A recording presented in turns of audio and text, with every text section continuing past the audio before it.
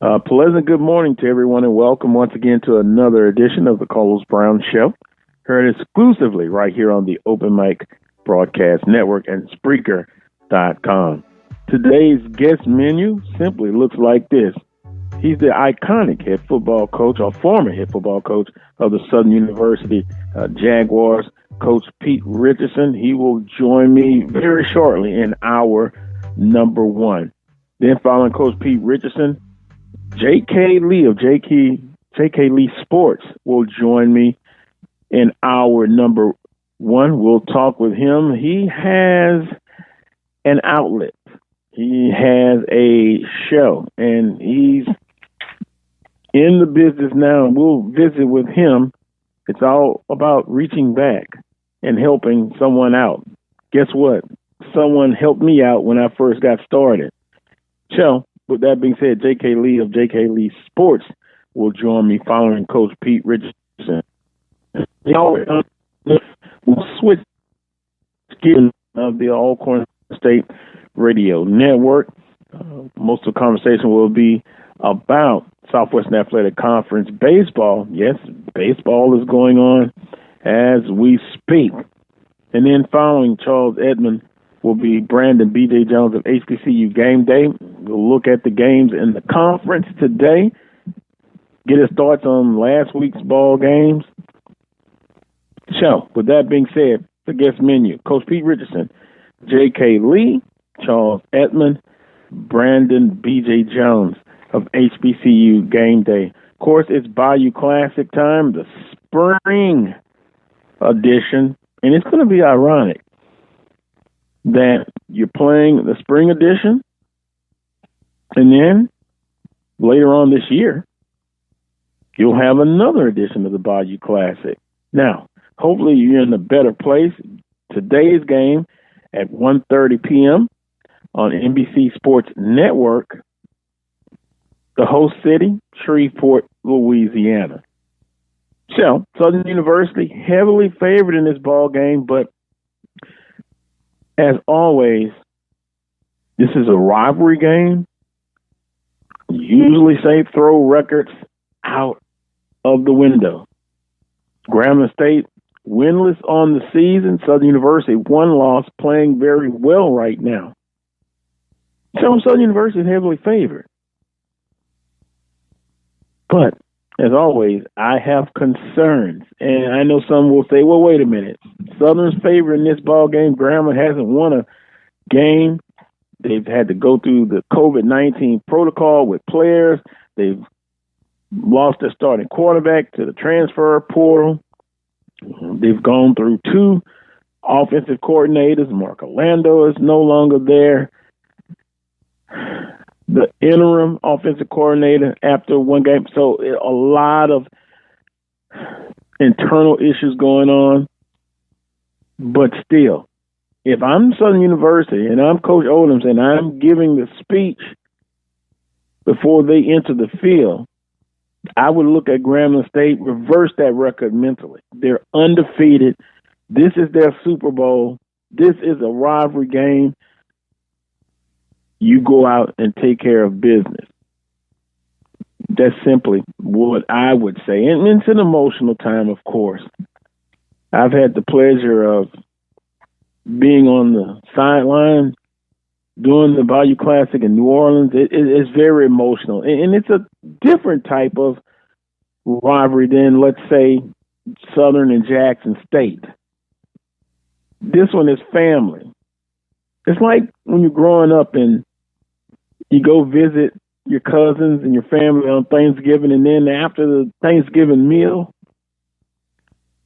the kids go out and they play a football game in the yard. You know it's your cousin, right? But you still want to beat the heck out of your cousin. It's for bragging rights, and this is simply what it is, the spring edition. Let me do this quickly. I as always, I want to speak with Dr. Michael Prince, see how he's doing. He's a producer of today's show. Well, he's a producer of the show all the time. Dr. Prince, good morning to you, sir. Good morning, my man. How you doing? It seems like you locked, loaded, ready to go. Well, 1:30 p.m. today, the Bayou Classic, the spring edition. You have that going on. You got the Magic City Classic coming up at 6:30 p.m. on ESPNU. And then another big game, Prairie View, A&M, at the University of Arkansas Pine Bluff. Yes, sir. So some good games in the Southwestern Athletic Conference. And it has to be Prairie View's, postseason bid, too, because they're ineligible for spring postseason play. So lay it all out there on the line today and next week against Jackson State. Yeah, well, Jackson State will be really ready to play next week and see if they can end their 3-game losing streak. And we'll get into some more of scenarios as far as the Southwestern Athletic Conference throughout the show. But with that being said, I'll take a time out. And when I come back, and quickly before I do, Coach Pete Richardson played college football at the University of Dayton, was drafted by the Buffalo Bills in the 6th round. And when you think about when Coach Richardson came to Southern University, there was a pause, like, wow. Because the year before, they had defeated Coach Richardson and his Winston-Salem State football team. Beat them handily. And so there was some reservation hiring Coach Pete Richardson. Big expectations. And we'll get into that with him.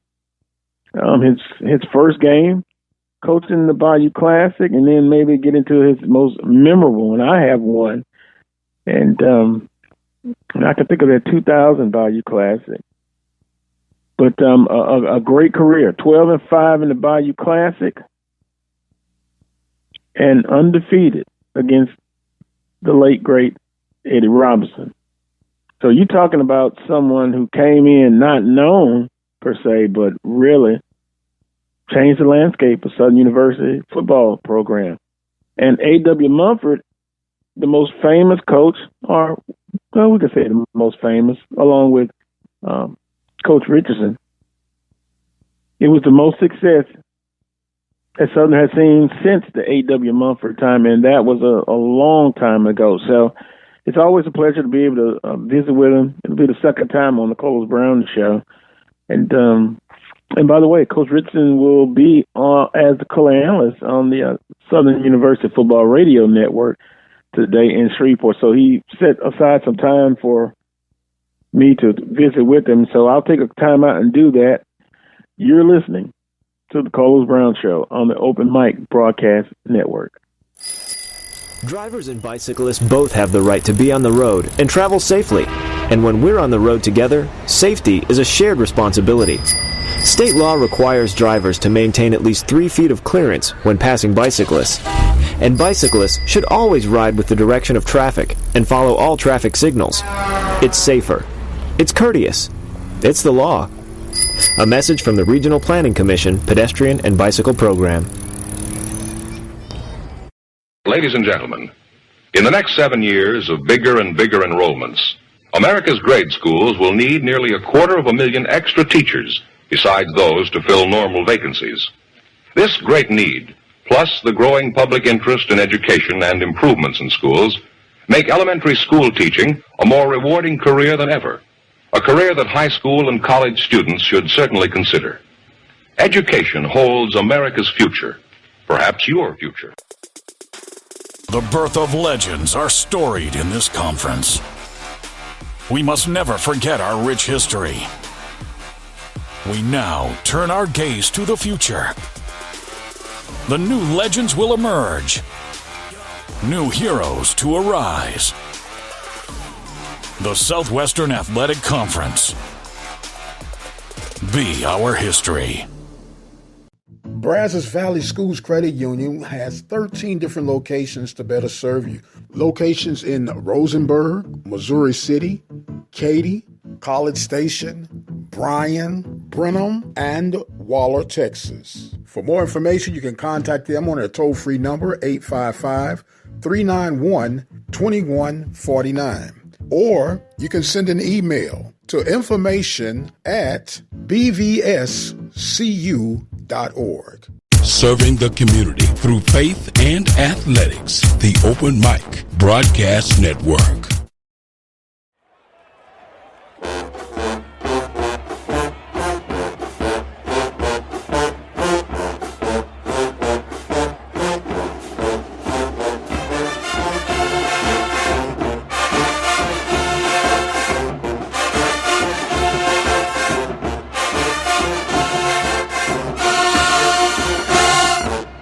Welcome back to this week's edition of the Carlos Brown Show, heard exclusively right here on the Open Mic Broadcast Network and Spreaker.com. Listen to this, folks, as I bring in my next guest.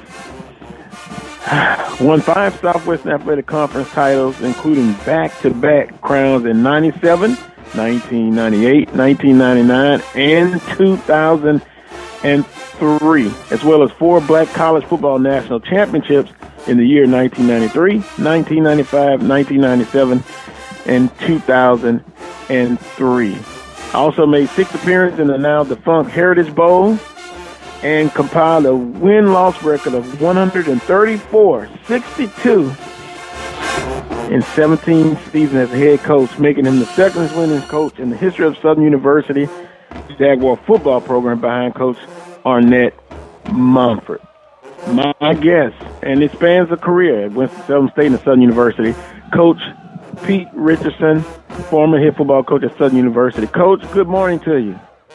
How are you doing this morning? I'm doing fine. Are you excited about the Dave Bayou Classic? Well, I'm excited because I think it gives both of the schools an opportunity to be able to play after all the issues that they'd had during the spring. A lot of them have suffered because of the virus, and a lot of the players are looking forward to this. So, and not only the players but the fans also. So I think it's a blessing that they get the opportunity to play, even though it's in Shreveport. Yeah, in Shreveport today at 1:30 p.m. on the NBC Sports Network. Coach, I was looking at an article earlier this morning, and it kind of reflects back. You did a local interview with Baton Rouge Proud here in Baton Rouge, and 17 years. He coached 17 years at Southern. But when you first got to Southern University, you didn't, from Winston-Salem State, you didn't receive the warmest welcome. Talk about that, and then we'll kind of get into your first Bayou Classic, and then maybe your most memorable one. Well, I think, I came to Southern University, and, we had played Southern in Shreveport at that time, and Coach Chasm and I was at a meeting, a coaches meeting, and they were deciding to make a change at Southern University, and he asked me, was I interested in that opportunity, and I just forgot about it. And then I went back home, and then about a month later, I received another telephone call from him saying that he wanted to bring me to Southern University to interview along with my wife to see whether I wanted to come. And I understand by talking to a number of people previously that, Southern University is not amenable to having a lot of outsiders coming in, especially in athletics. And so that was an issue that I was dealing with. But then I got an opportunity to talk to Dr. Spikes. At that time, she was the president of Southern University, and she assured me that, along with a few other administrators, that that wasn't going to be a problem. But, it was an issue that I knew they had an outstanding program there. And, of course, I'd watched the Bayou Classic the year before, so I went from watching it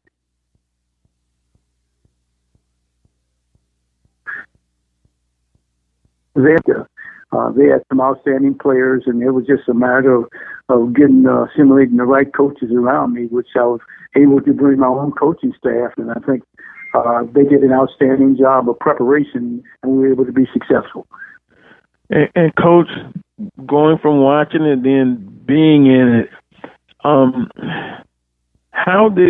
what was your first reaction when you come to the Superdome in the pregame and you kind of walking on the field? Did you feel that, wow, this is surreal, or was it just business as usual because you had a whole season up until that point?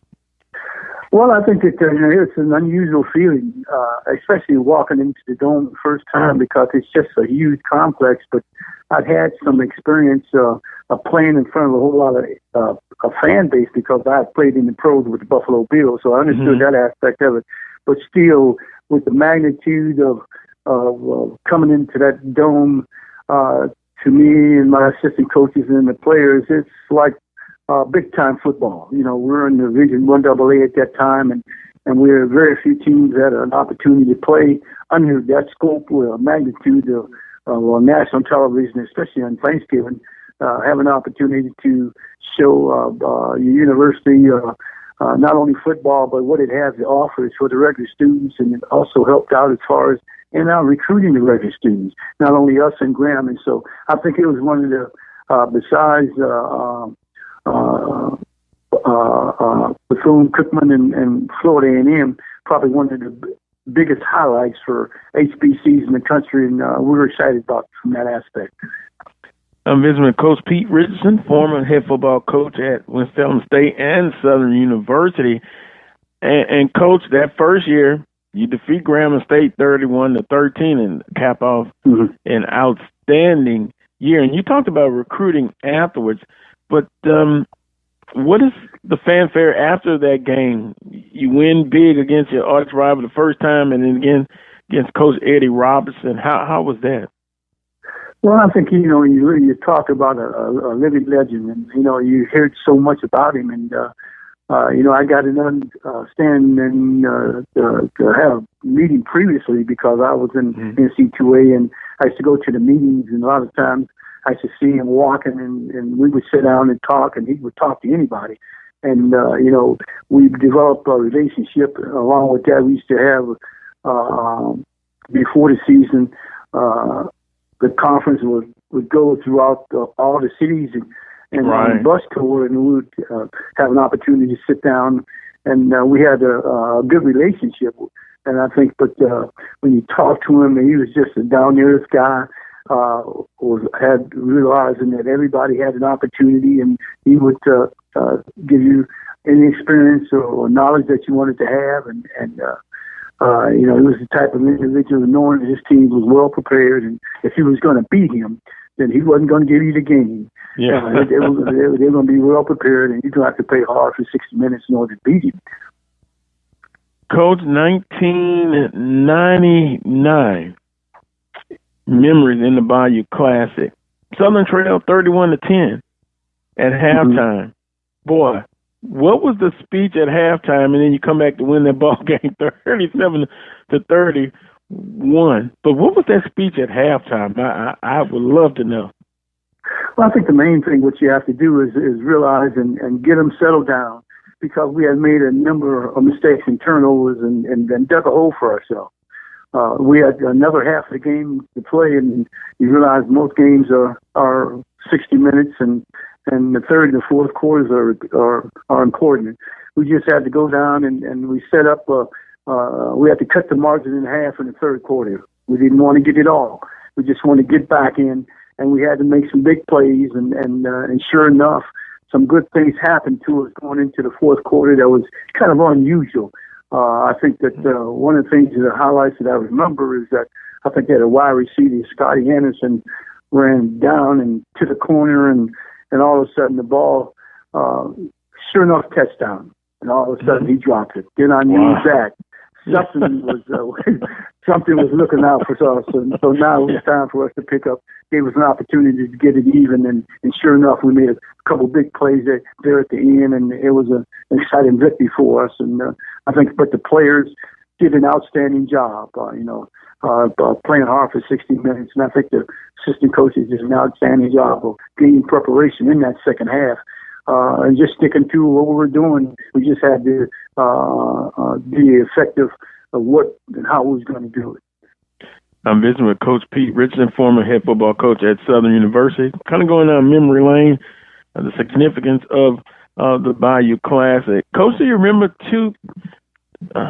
Bayou Classic 2000, where Southern and Grambling were battling? Grambling had scored a touchdown real late in the ball game, and they were going for that 2-point conversion, and Adreese Brown no relation, but relation with the last name of Brown. But he took back and got the 2 points, and I was part of the media at that time, and I was on the sideline. And at that moment, it was deafening. The crowd was so loud, and I started running. Just a reaction. Then I was like, wait a minute, you better stop before they'll be having the paramedics out there. But that was a tremendous, to appreciate that crowd. And that leads me to this, Coach, the fan base, for Southern University still have to be special in your heart, even during this time. Yeah. Well, I think it was a special place because I knew that, our fan base was second to none in the country, even number one and number two and all Division I AA. And I knew any place that we played, whether it was Las Vegas or Chicago, our fan base was going to be there. And the only thing they needed was a copy of the schedule so they can get their funds together to get there because they were going to support Southern University. And that was one of the driving factors which I drove into our football team, especially the seniors, is that these individuals are going to make those personal sacrifices for us, either at home or on the road. And it was our thing is making sure that we could be successful to get more. And I think a large part of that success was because of the fan base, and our individuals knew, we were there to play a football game, and there was no playing around until after the game had been won.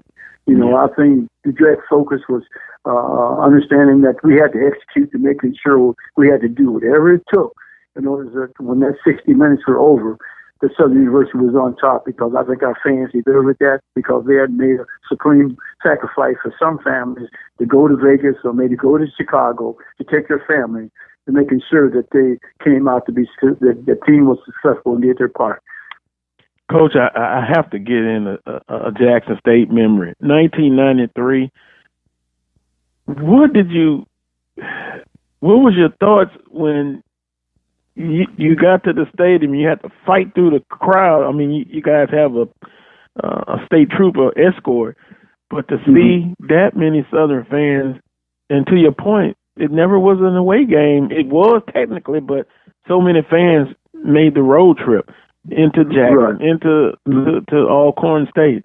What were you thinking when you pulled up and was like, wow, look at the fans already here from Southern? Well, I think that with the Jackson game, and I think we played Alcorn that same year, that, going into Alcorn, you got to go down that 2-lane highway, and it's probably about 5 or 6 miles long. And I think once we got on the highway going into Alcorn, both sides were our security people and the state troopers had to pry to get us through. And then once we got to the field, I think when the game started, we had fans all down on the sidelines. And I thought that, sometimes you really didn't know whether you're talking to some of the players or some of the fans. I think that helped us out a great deal. But I think that our players understood it and what we had to do in order to be successful. And it also helped us out as far as recruiting. Because you can say what you want, and I don't care. We're not, we wasn't the big Division I team, but now we were one of the top on our level, and I think I attribute that to our players and assistant coaches getting them ready and having that opportunity. I think that when you tell a parent that, hey, we're going to play in Las Vegas this year, and now all of a sudden, it gave some of our players an opportunity to get on an airplane, because a lot of players that we had on our football team had never been out of the state of Louisiana, and yet some of them had never been on an airplane, which is, that's part of the educational process too. And I think that helped us out a great deal as far as instilling in our players that along with playing in those type of having an opportunity, that they would have an opportunity to graduate. And I think I made that promise to a lot of the parents when I recruited them. That's what the thing that I could guarantee that I could get for them. And, a lot of them had aspirations of going to the pros. I said, I can't guarantee that. The only thing I can guarantee is that, he's going to be well prepared. If he gets hurt, then we're going to notify you. Then put him in a position that at the end of when he gets finished playing, he could walk across that stage and prepare for his family with that degree, so to take care of the rest of his life or whatever was going to happen. I understand. Visiting with Coach Pete Richardson, former head football coach at Southern University, and that means a lot, assuring those parents. And now, if I could, Coach, you're not coaching, but boy, if you were coaching in this spring season, which during the pandemic, how do you think you would handle it? It's really an unusual situation, and you're talking about having to overcome adversity.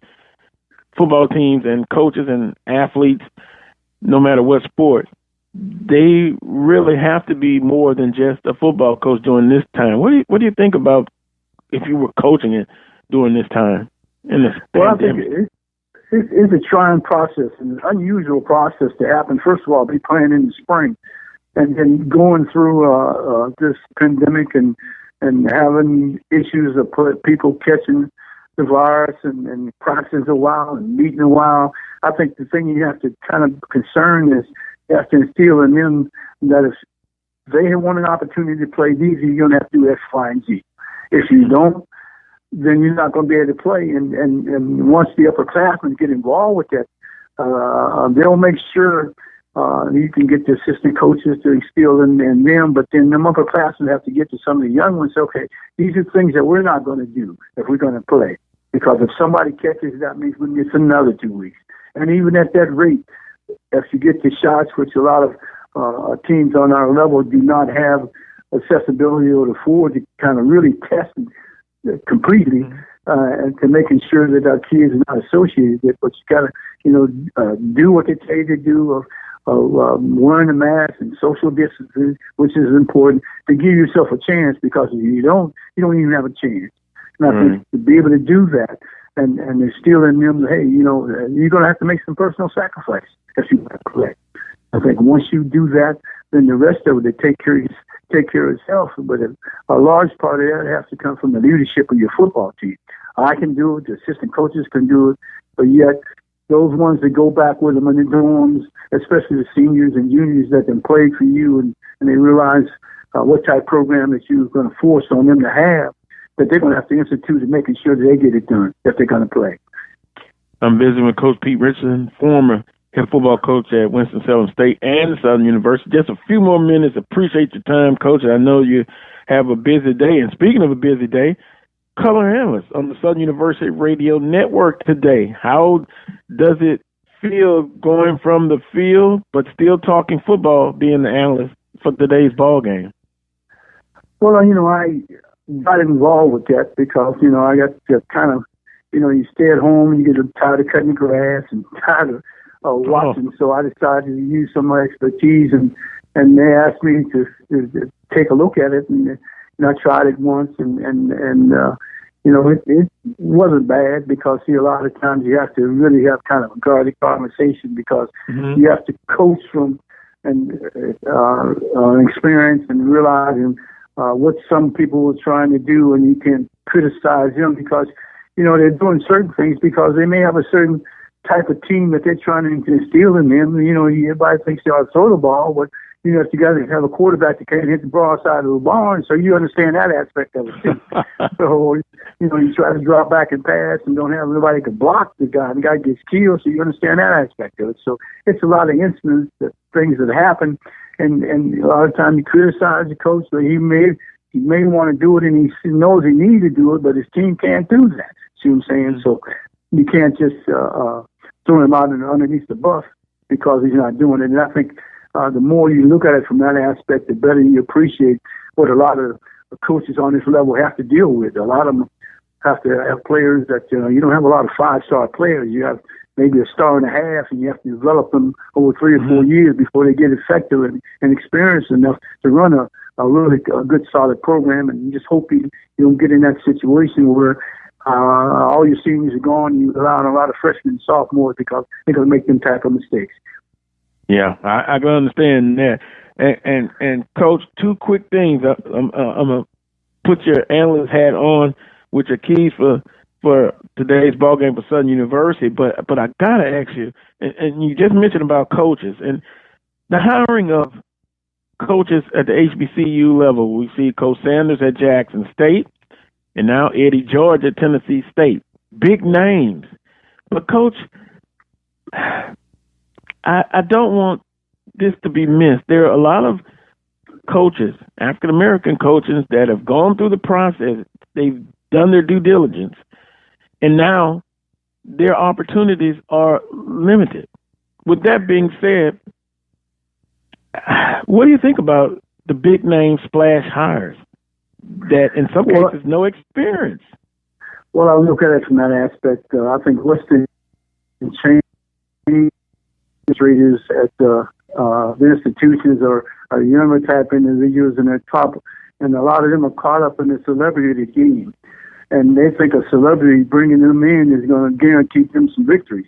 Now, I think the opportunity was good to be able to bring in individuals, but also you have a number of individuals that have waited in the ranks for a number of years for that opportunity. Mm-hmm. And I think I kind of feel sorry for some of them. But then everything changes. I think the thing that's bringing more than anything else, take the coaches at SU and the coaches at Alcorn and Jack and the teams that's been successful in the conferences or FAM, you look at it, you pay a guy $400,000. Now, hey, now I get my team ready to compete against theirs. All of a sudden now, if I can take to them, now there's no excuse why everything is going to improve over a period of time. And I think that's what's happening and improving the whole quality of what's happened because things has changed and those individuals are opening the lights to a lot of senior administrators or ADs saying, hey, if you want a qualified program, you bring in somebody and it's going to cost you. And I think that helps out a great deal along with all those programs in order to maintain them. Yeah. Well, I feel for some of those who are waiting for the opportunity. And, I know they're frustrated because they... Go ahead, Coach. Well, a lot of them, you get frustrated over a period of time. But, you also look at it from the aspect that, hey, that opportunity, it may not help me, but it may help somebody else down the road. See what I'm saying? And I've been in the same type of situations, and you see that, and the only thing that it's going to do to me is making sure that I don't use that as an excuse, because those individuals know when they go against me or go against a team that I coach that they may be real prepared, because I'm going to find out whether you can coach or not. See what I'm saying? And I think, and that's the idea that a lot of those individuals now is going to give them some extra incentive. Now, if I beat this team, now I go back and talk to my athletic director, because the bottom line now is economically, if I can produce on what I'm supposed to do, then I got to take care of my family too. See what I'm saying? Yeah, I understand. Well, keys to victory. Last point for Southern University today, Coach. Well, I think he's got a pretty good football team at Southern University. I think the key is going to be the weather, because I think that's going to be the equalizer in this team, and turnovers there in this football game is going to determine the outcome of it. I thought that I saw him play the last game they played, and effectively, they're effective offensively and defensively, and well coached SU. And I think that but they've been off. Anytime you lose the timing, he's got an outstanding quarterback, and defense is pretty good. So now it's just a matter of them getting it done. And the thing about it is that the elements you have to deal with is the weather, because it started raining. Now that evens the game up. A turnover here or a miscue here or a drop pass there can even that game and make it into a struggle. So, but I think it's going to be an exciting football game, and I think both teams are going to be ready to play. Of course, Grambling hadn't played in quite a while, so they have a number of distractions and what he's going through as far as losing their quarterback, and had some assistant coaches that he had to let go. So now I hope that don't affect his team play, because I think the expectations of playing an exciting game, I think Coach Favre will get his team ready to play.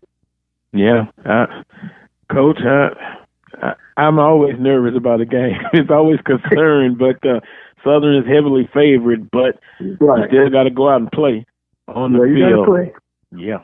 Mm-hmm. Well, that being said, Coach, we appreciate the time. I know you've got a busy schedule today, but let's agree to talk again real soon.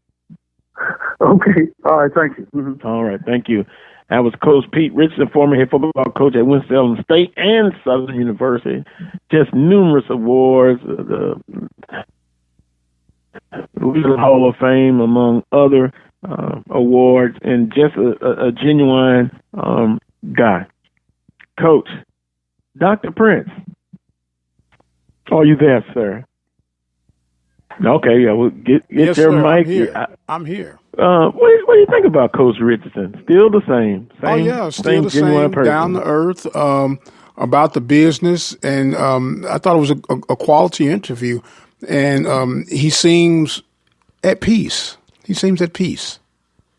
Yeah, and the point, and I'm sure it's going to come up even in the next coming weeks, but I was very interested in seeing what his response would be to, the big name coaches, the hire, and I didn't want the point lost that there are coaches, and well, let me just say this, Dr. Prince. If it was Carlos Brown University, and I decided to go for a big name, say Aeneas Williams, it's my head football coach. Has football knowledge, but no coaching experience. And the universities, they have a right to do that. But I just don't want to be lost that some African-American coaches, head coaches that are assistant coaches that have, we always talk about paying the price, doing the right things. And those opportunities are gone. Now it's just about, last couple of hires about big names over experience.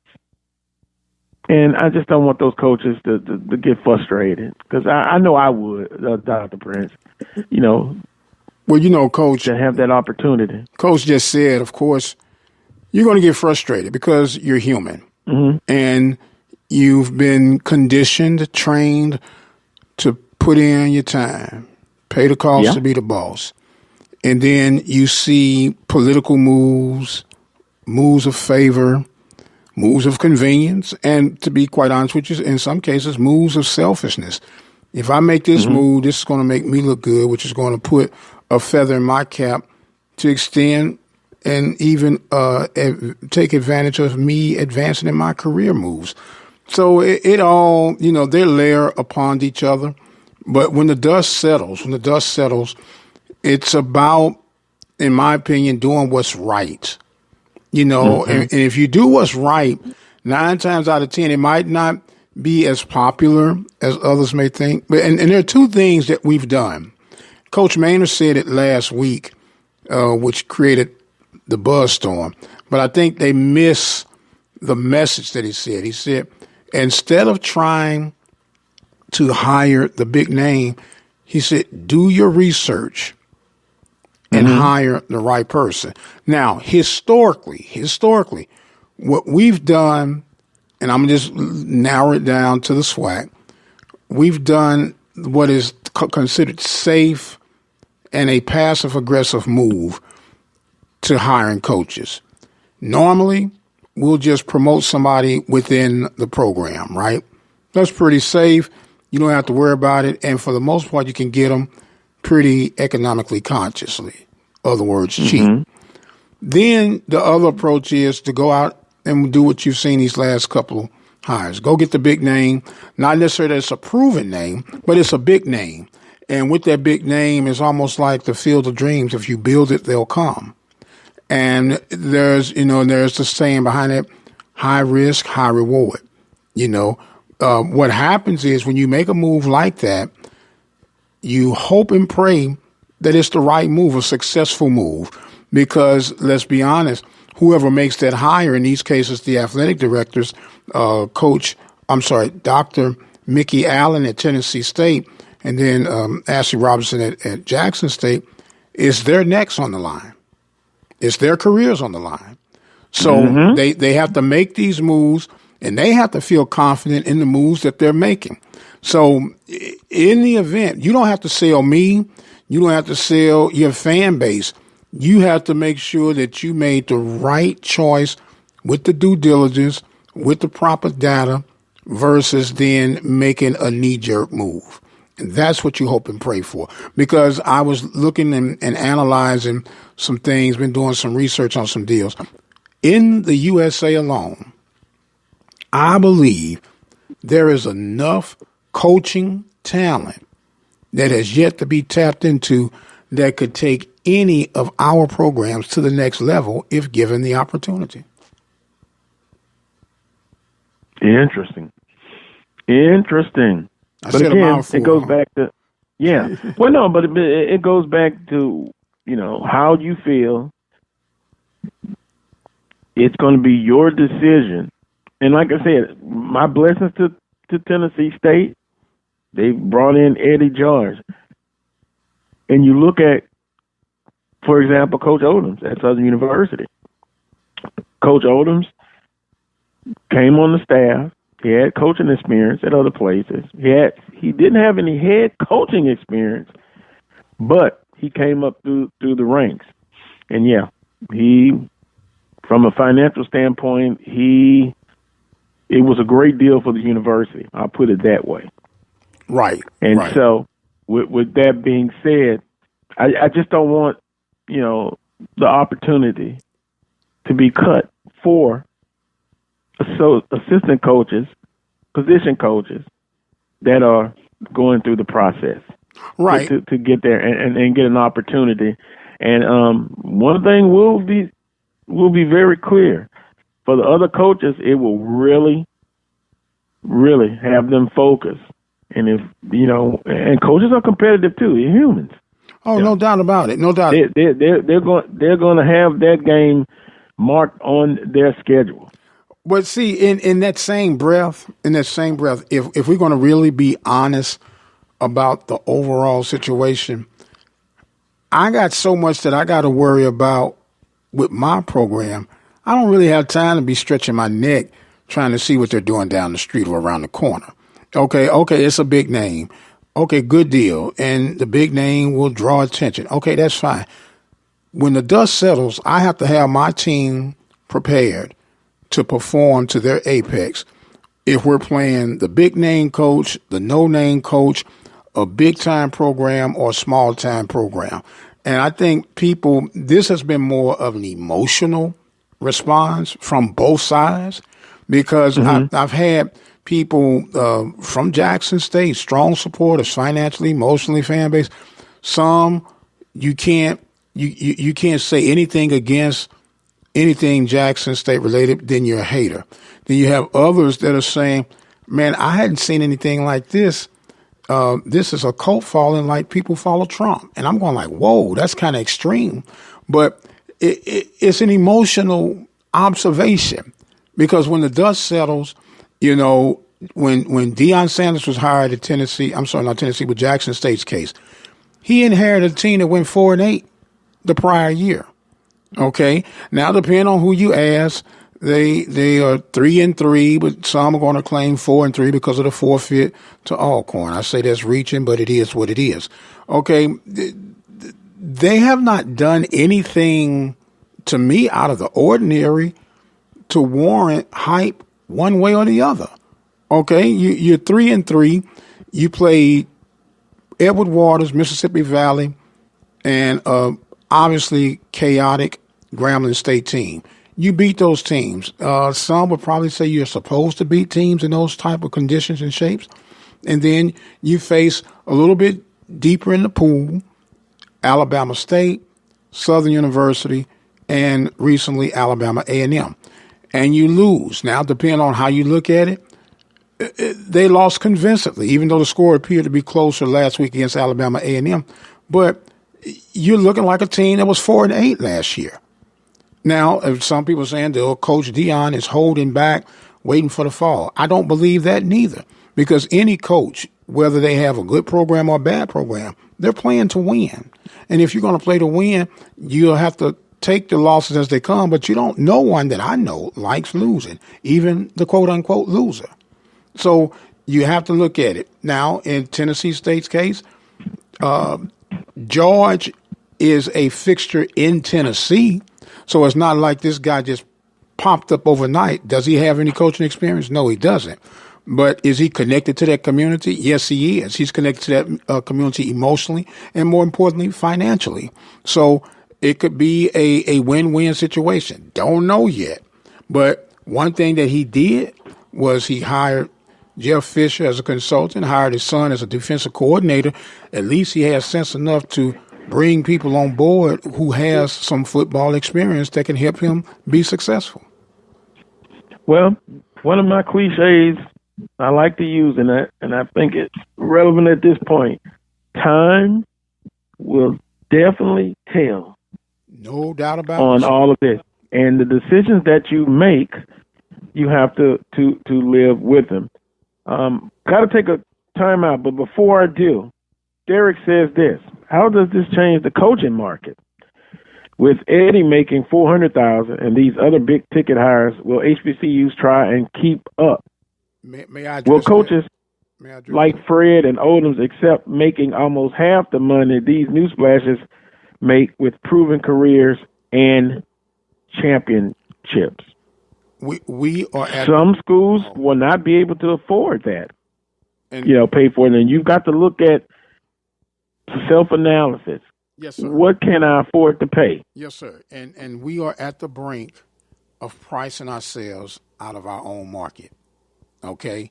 Because we don't have the financial resources to spend the money on coaches as other programs do. That's why I stated what I stated moments ago. There are enough coaches in this country, if we search high and low and do our due diligence, that we could afford, that could bring the success that we're looking for at our programs.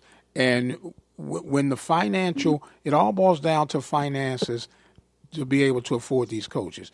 We don't have the TV deals to warrant that. We're not having enough ticket sales to warrant that. Our budgets don't warrant that. And so we're putting ourselves out of the market of affordability, because then you start throwing good money after bad. You're paying coaches $400,000, $350,000, and you have to go and play guaranteed games. All it's going to do is ensure that you play more guaranteed games so you can at least cover your coach's salary. We'll come back and visit this. We got to take a time out. When I come back, J.K. Lee of J.K. Lee Sports, a young brother that's trying to make his mark, his blueprint into the media area. I'll visit with him next. You're listening to the Carlos Brown Show on the Open Mic Broadcast Network. This is Whitney Sandell with the Waller Pee Wee Football Association. Just want to let you know we have opened up our 7-on-7 spring football registration. You can go online at wallerpeeweefootball.org and register from there. It's $100 for registration, a little more for cheer, as the cheer registration will go for spring and fall. We're currently working on our schedule and what league we're going to be playing with, and looking forward to a fun-filled spring 7-on-7 league. Thanks. Be the one with courage to fight child abuse. All Texans must find the courage to fight child abuse. Learn the signs and symptoms and report suspected abuse to appropriate authorities. Learn and know these warning signs. A child who undergoes changes in behavior, appetite, or routine. Watch for unexplained injuries, a change in academic performance, or loss of interest by a child in regular activities. Trust your instincts. If you suspect something, do something. If you believe a child is in an abusive situation, please call the Texas Abuse Hotline at 1-800-252-5400. Be the one with courage. To find your local Children's Advocacy Center, visit onewithcourage.org. On behalf of children, thank you. Thank you. Thank you.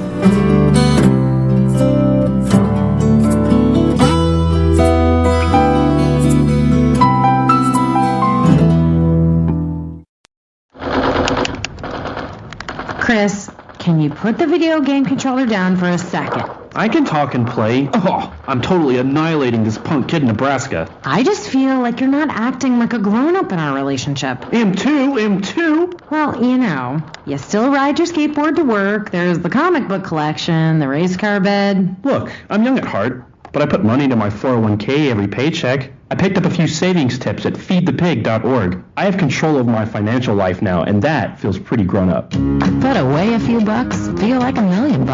Putting some money from every paycheck into a savings account or contributing to your 401k can make a big difference later. For free ideas and easy tips on ways to save, go to feedthepig.org. That's feedthepig.org. So, I bet I look like a grown-up to you now. Well, except for the footy pajamas, I'd have to agree. This message brought to you by the American Institute of Certified Public Accountants and the Ad Council.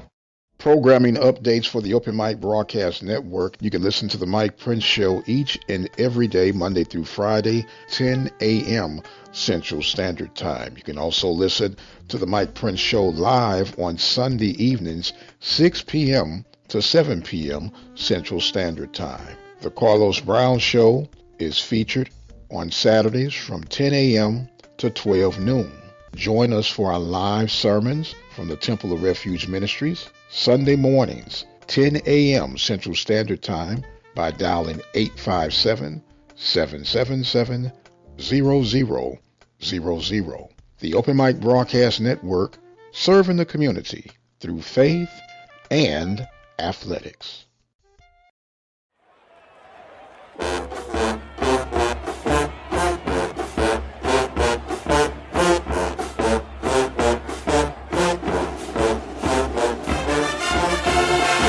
Welcome back to this week's edition of the Carlos Brown Show here on the Open Mic Broadcast Network and Spreaker.com. My next guest, simply known as J.K. Lee of J.K. Lee Sports, a young brother that's in the media now, and to tell us all about it is him, J.K. himself, J.K. Lee. J.K., good morning to you, sir. Good morning, man. Glad to be on the show, bro. Well, I appreciate you, and it's a pleasure to talk to you. J.K. Lee Sports.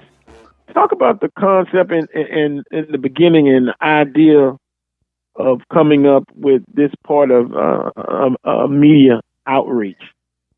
Well, man, it was a crazy situation for me, man, because, I was a young athlete here in the Baton Rouge area. And, I always felt like some of our athletes in our area kind of go overlooked. Mm-hmm. So the idea was given to me. I was already going to a lot of the local high school and youth sporting events already. And someone gave me an idea that, hey, man, you ought to get in the media. Maybe you could get an opportunity to give these kids opportunity to give them some kind of, just kind of get their names out there.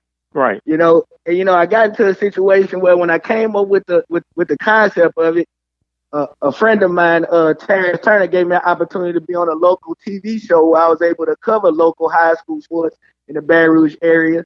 Then it kind of took off from there, and then I was able to select the rosters for our local senior high school basketball game here in this area.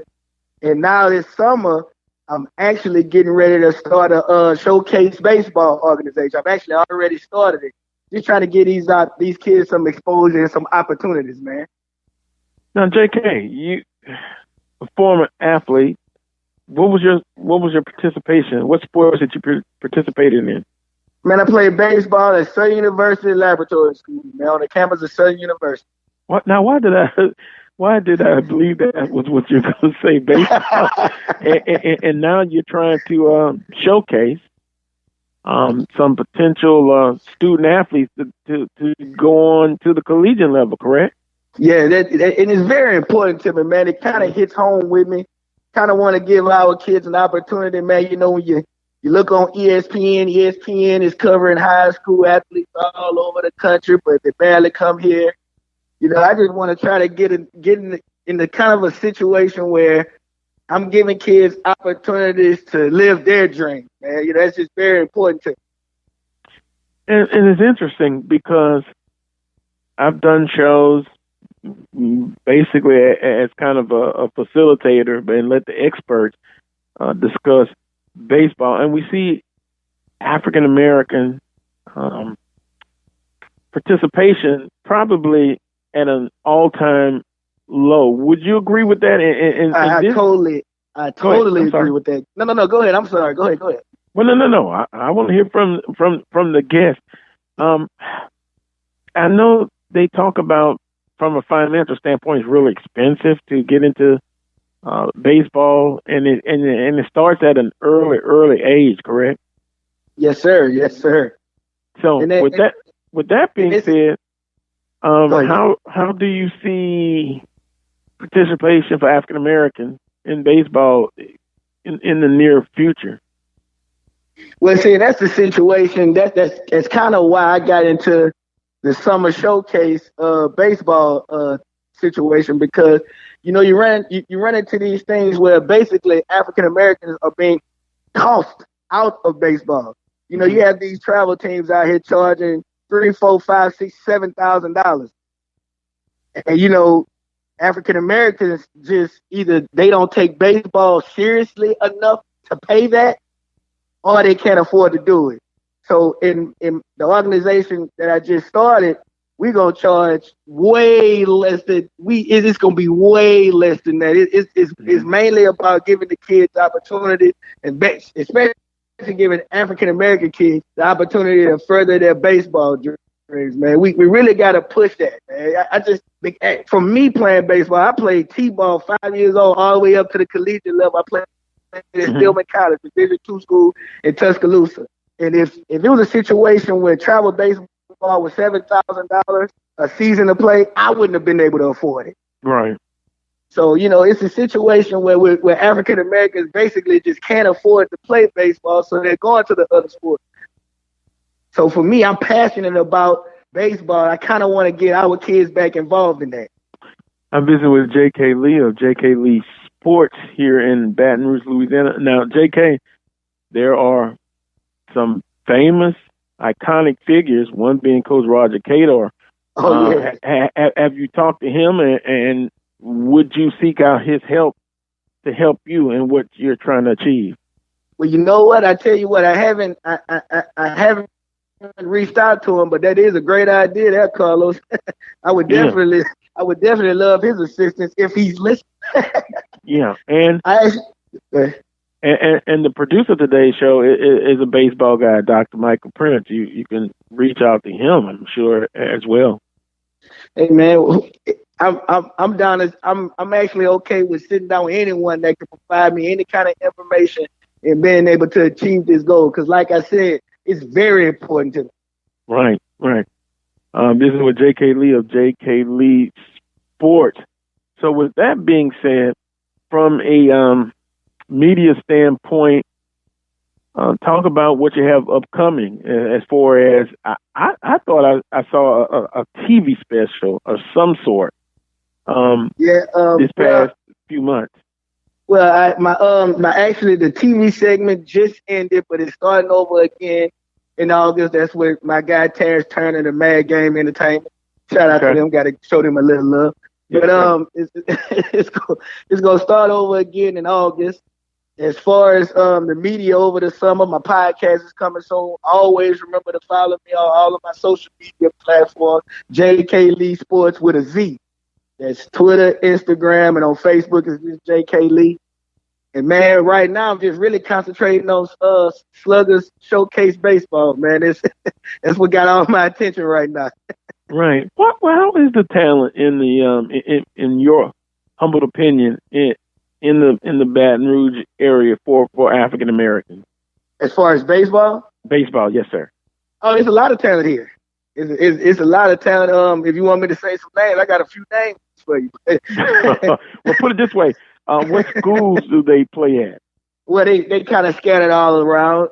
Now, a situation that Southern Lab have a few guys that can play. Central Catholic has a guy, DeMarco Harry, that's legit.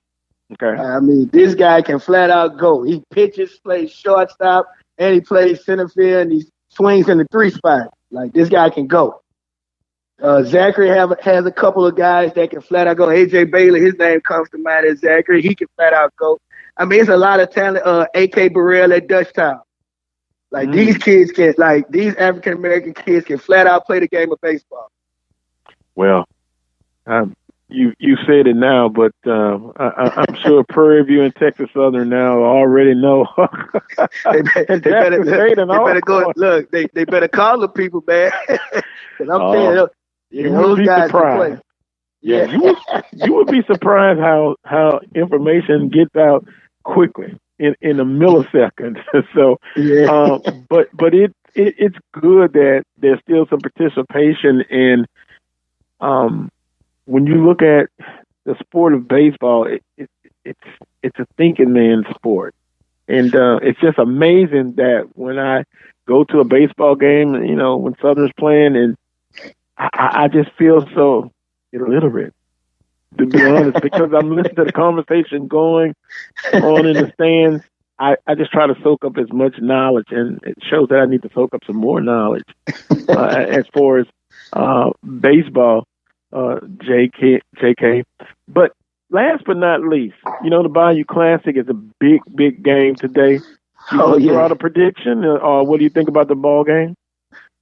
Oh yeah, well, the Jaguars run the football well. So if I'm Grambling, I'm selling out on the run on first down the whole game. Wow. But I just think Southern up front is just too physical. I'm an offensive line guy. I love offensive line play. When we're talking about offensive lines in the SWAC, don't get too much better than Southern University with the zone blocking schemes and all of that. So I got Southern by, a friend of mine just told me the line was 12.5. I got Southern by 10. I think Grambling's still going to be scrappy. I mean, Grambling is Grambling. Mm-hmm. Yeah. When it's Grambling, I still think it's going to be a little scrappy, but I still got Southern by 10. I would think you come out early and be dominant. And you get out to a good start, and maybe things will change. But to your point, I still expect Grambling to come out with their best. I know they're winless on the season. They've had a lot of things to go on within the program, but I would look at Grambling State as undefeated from a mental aspect, and that's what you have to do. Well, how many times has Southern gone into this game and it's been the other way around? Not necessarily winless, but not having a successful season, and Grambling is leading the SWAC undefeated or with one loss or something, and Southern go into the Bayou Classic and steal it from them. I mean, we've seen that happen a lot of times. So. Yes, and one that comes to mind, God rest his soul, Coach Otis Washington. They hang 50 on Grambling, and they came into that ball game, I believe, 2-8. Exactly. Grambling's already established champion, so. Yeah, I'm always concerned. Some would say a worry wart, but you worry too much. But history shows you don't take an opponent lightly. Well, my favorite story is I think that was the fall of 2002 when Southern went into the Bayou Classic. I think we may have been 6-7 or something. I mean, 5-6. It was something like that. Yeah, and man. And Quincy Richard turned it on and used that game as a stepping stone for that 2003 season where we won the Black College National Championship. Well, it has been a tremendous rivalry. Now, it's a more friendlier rivalry than the Southern Jackson State rivalry, because that is just a totally different beast, to say the least. I love it, though, man. I love it. Yeah, and that's part of a rivalry, especially when no matter what sport, football, basketball, baseball, and by the way, the Jaguars are playing Prairie View starting tomorrow, doubleheader. Well, I really want Southern University to listen to me when I say DeMarco Harry name again. He's only in 11th grade. Didn't have any offers yet. I'd love to see him come on the bluff and play some baseball. Baseball is his only sport. He's not a football guy. He's actually the nephew of Corey Webster. To throw out some more information. Yeah, let me make a note of that. And hopefully Dr. Prince is not listening. Oh, but I know he is. Perfect.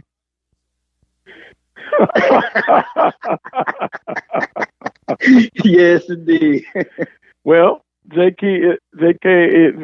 I gotta get that right. JK, it's been a pleasure to have you on. We will make the connection again, and I want to keep up with how you doing in the media realm, and keep up the good work. And man, I'm just trying to be like you, man. Oh no, be yourself. Be yourself. Make your own. Make your own niche. Oh boy, look at this. Derek says we will let Alcorn coaches know. What's the name again? DeMarco Harris. I gotta. Hey, look, whoever that is, tell them I have a few names. They better come follow me on social media because there's a lot of talent down here. It's kind of going overlooked, but I appreciate the time now, Mr. Carlos Brown. I appreciate you, and we'll talk again real soon. Take care and enjoy the rest of your weekend. All right, you too. Go Jags. Go Jags. All right. All right. Yeah. Well, boy, Alcorns, I tell you, Alcorn, nice Dr. Prince, they're everywhere. Oh, and speaking of Alcorn. Listening with bated breath. They're listening with bated breath. Well, yeah. But you know, Alcorn, a tremendous football program. All the other sports, they're trying to revitalize themselves. And Derek, I understand. You want to be able to stick your chest out on all sports, not just football. And that may sound like a shot, but it wasn't. Knowing they will. It was a shot. It was a shot. Oh yeah, my props. So, but speaking of Alcorn, coming up next after this quick timeout. And by the way, I don't know if I mentioned it in hour number one, but Coach Pettaway won't join us today. He lost a high school basketball player, a teammate, and he's going to the funeral service. But he did tell me to relay this message. He said, "I told you, nobody wants Alabama A&M smoke and glass." And he said, if you don't get the glass, you will be fill in the blank. And we'll talk more about that with Charles Edmond and Brandon B.J. Jones. You know, it's just a special time, and they're smack. You know, even in baseball, if you've been to a SWAC baseball game, it's smack between the teams in the opposite dugout. It's kind of a cultural thing in the point that fans are going to talk. I mean, fans in general, but it's a special ingredient in the Southwestern Athletic Conference that when you win, you talk. And in some cases, when you lose, you talk. Arrogant, confident, and cocky. Think of the fan bases who are that way. As I leave you on that note. Coming up next, Charles Edmond of the Alcorn State Radio Network. We'll be talking some SWAC baseball, and also I'll get his thoughts on the Bayou Classic, his prediction. You're listening to the Carlos Brown Show on the Open Mic Broadcast Network. Looking to expand your business or services? Let the Open Mic Broadcast Network help lead the way. With our customized campaigns, we are definitely able to reach your target audience. For more information, dial 832-213-8824. The Open Mic Broadcast Network, serving the community through faith and athletics. The voice of student athletics. Chris, can you put the video game controller down for a second? I can talk and play. Oh, I'm totally annihilating this punk kid in Nebraska. I just feel like you're not acting like a grown-up in our relationship. Him too. Well, you know, you still ride your skateboard to work, there's the comic book collection, the race car bed. Look, I'm young at heart, but I put money into my 401k every paycheck. I picked up a few savings tips at feedthepig.org. I have control over my financial life now, and that feels pretty grown up. Put away a few bucks, feel like $1 million. Putting some money from every paycheck into a savings account or contributing to your 401k can make a big difference later. For free ideas and easy tips on ways to save, go to feedthepig.org. That's feedthepig.org. So, I bet I look like a grown-up to you now. Well, except for the footy pajamas, I'd have to agree. This message brought to you by the American Institute of Certified Public Accountants and the Ad Council. Broadcasters come into our lives on radio and TV, bringing us information and entertainment. Broadcasters are there for us, but who is there for them when they fall on hard times? The Broadcasters Foundation of America provides financial assistance to broadcasters in acute need due to a critical illness, accident, or other serious misfortune. If you know of a broadcaster on the air or behind the scenes who may need our help, please share our message. Visit broadcastersfoundation.org.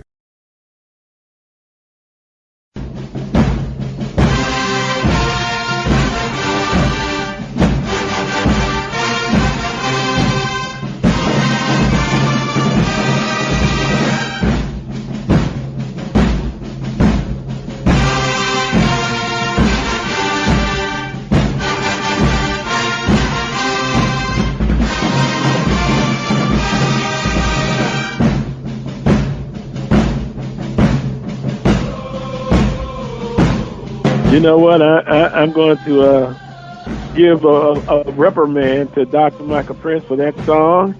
You know, that just brings back, that just brings back nightmares. Unbelievable. I just had a flashback. Walking off the field and fireworks going on. And you know what? I don't even think me and my best friend, we didn't tell Charles bye. We were gone. No, we sure did. He was sitting on the broadcast, Charles. I looked back up above me, and all I saw was the door closing behind me. So that says that you and your friend were gone. You had left the building. Yeah. Oh my. You know what though? You have to live it, breathe it, smell it. And not only was it smoke, it was fireworks going off. And if that's how I felt, I wonder how the players felt. But we shall meet again, Charles. Good morning to you. How you doing? Good morning. Good morning. I'm doing well. Oh, Dr. Prince is cutting up back there. Wow. Well, here to talk with you about some swag baseball and also kind of get your thoughts on what's going on in the conference. And, of course, we got the Bayou Classic, the Magic City Classic, and another game that a lot of people are not talking about, but UAPB hosting Prairie View A&M. So we'll get your thoughts first on baseball. Well, what's there to talk about with baseball? We lost 10-0 to Jackson State. Jackson State's won 16 in a row, and right now they're the talk of SWAC baseball right now. And got a chance to watch them a little bit, and I have to say it's kind of hard to judge how good this Jackson State team is. I mean, their record tells you that they're good. The eyeball test says that they're good, but other than a couple of tests from Alabama State and even the first go around, a couple of games against Alcorn, this Jackson State team has been rolling pretty good. They're the typical plug-and-play team. They can score as many runs as they want. They can steal bases when they have to, even though not as many, because they have so many guys that can hit the baseball. You take the bat out of those guys' hands and try to steal bases. And so when I look at Jackson State, it's kind of hard to say, how good that they really are going to be. I think the test is going to be in a month when the SWAC baseball tournament rolls around, because they're going to be in the bracket with probably Prairie View and either Grambling, Southern, or Texas Southern, and at one seed. It's a battle for that one seed in the West, as usual. So that's kind of where I'm going to wait and see how good Jackson State really is, because right now, no one's giving them any competition at this point. And we struggle. We lost 4 runners on the base yesterday. We tried to generate some offense, put some pressure on the defense. Just didn't happen. But today's a new day, and hopefully we can break this streak and try to get something going ourselves. Well, Charles, I'm going to fuss a little bit. Jackson State is, without a doubt, the top team in the conference. No question about it. And I kind of sense that, and to a certain point, you still maybe don't feel that they're number one. But so far, you have to give them credit. As much as you know how I feel about Jackson State as a rival, They are knocking the cover up. They are the best team, no doubt about it. And Charles, I'm just telling you this, don't go down the rabbit hole like I did. Remember a few years ago, I would not give Alabama State credit. And every week, I kind of predicted against them. And what happened? They went on and won. And that team, Jackson State team reminds me of that team from about 4 or 5 years ago. Don't go down the rabbit hole, Charles. Give them credit. Right now, they are, without a doubt, the best, and there is maybe the debate on who's second. You disagree? I don't disagree, but I would like to see, and in years past when Jackson State has been really good, they've been really tested. But this year, I just don't get that feeling. I mean, and it could be a combination of Jackson State, and I texted you the other day, Jackson State is really, really good, and right now, if you look at the East, no one is really pushing them to the extent of where you're used to it in the past. I mean, Bama State had the team to push Jackson State. You know, they were playing checkers and Jackson State playing a little chess. But this year, kind of hard to say. I mean, because, you know, they beat us with a 30-run game, you know, in the first go-round, and they just been running roughshod over people in the Eastern Division. Valley's down. You know, A&M is down. I would say Bama State is down. I think Bama State is not the same Bama State this year. Although come tournament time, they may make some noise. I haven't seen Bama State at all this year. So I'm just looking at just the scores and looking at the stats. It's something missing there with Bama State this year that they've had in years past. But I think for me, I'm giving Jackson State their props. I mean, they're really good. But I think for a lot of people, it's what they do in the tournament. And that tournament's going to, especially that second game in the tournament, I mean, they're going to be the 1 seed. So they'll probably take care of the 4 seed in the West, whoever that may be. It may be UAPB or maybe Prairie View. That there's a battle there for that 4 seed. But that second game against Grambling, where nobody's talking about Grambling, they were really good for a period of time. Southern, I think, beat them the other last Sunday in the final game of that series. Yeah. So it's kind of hard for me judge. I mean, today's a new day. Hopefully we'll have our number one pitcher who didn't pitch yesterday, kind of got out of sorts with our rotation. Jose Fernandez, our number one pitcher, a lefty, probably will go today. He didn't pitch yesterday. And so maybe that'll slow down Jackson a little bit. But right now, I mean, what I'm seeing for JSU is just a typical JSU team. They can steal bases. They can hit the cover off the ball. They can score as many runs as they want. And their pitching is pretty good.